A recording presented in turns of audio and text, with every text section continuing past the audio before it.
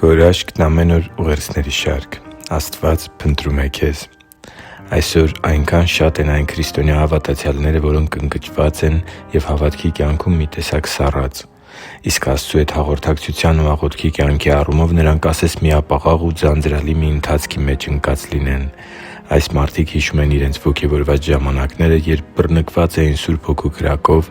երբ փափագում էին Աստծուն հաճելի կյանք ապրելուն և վայելում Տիրոջ ներկայության քաղցրությունը։ Սակայն հիմա այդ ամենը միայն հիշողություններ են։ Սիրելի՛ բարեկամ, եթե քո պարագայում նույնպես Աստծու հետ քո ընթացքի և հաղորդակցության հարցում նորոգման և վերականգնման կարիք ես զգում, ինչպես նաև աղոթքի կյանքի մեջ նոր թարմության կարիք ունես, ապա առաջիկա 7 օրերի ուղերձները հենց քեզ համար են։ Ես ուզում եմ դրանցով քաջալերել քեզ, որպեսզի ընդունես կամ վերագտնես աղոթքի մեջ հարատևելու և Աստծու քաղցրությունը վայելելու բանալիները։ Բ Օրինաց 30:4 խոսքում կարդում ենք. «Եթե դու մինչև երկնքի ծայրն էլ քշված լինես, քո Տեր Աստվածը քեզ այնտեղից էլ կհավաքի և այնտեղից էլ կվերցնի քեզ»։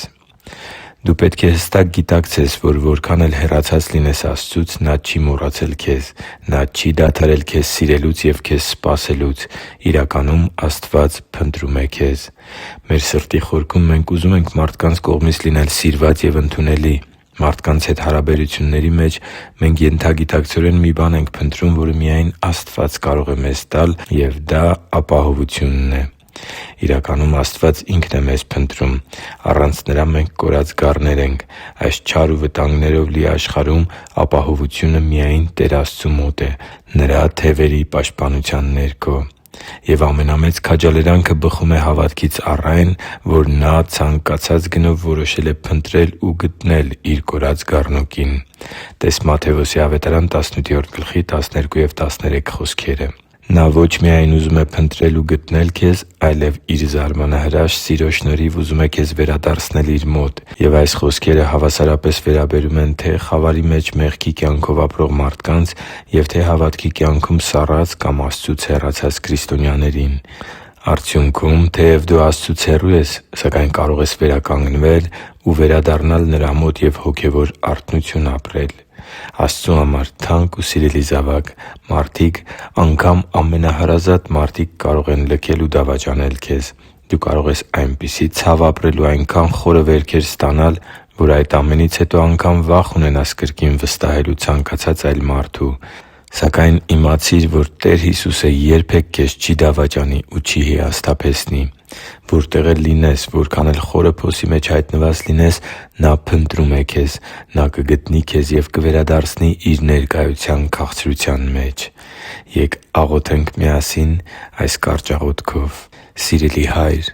իմ աղոթքի կյանքում ես թարմության կարիք ունեմ։ Ես ուզում եմ զգալ այն քաղցրությունը, որ ունեցել եմ նախկինում։ Ների՛ր, որ հեռացել եմ Քեզնից։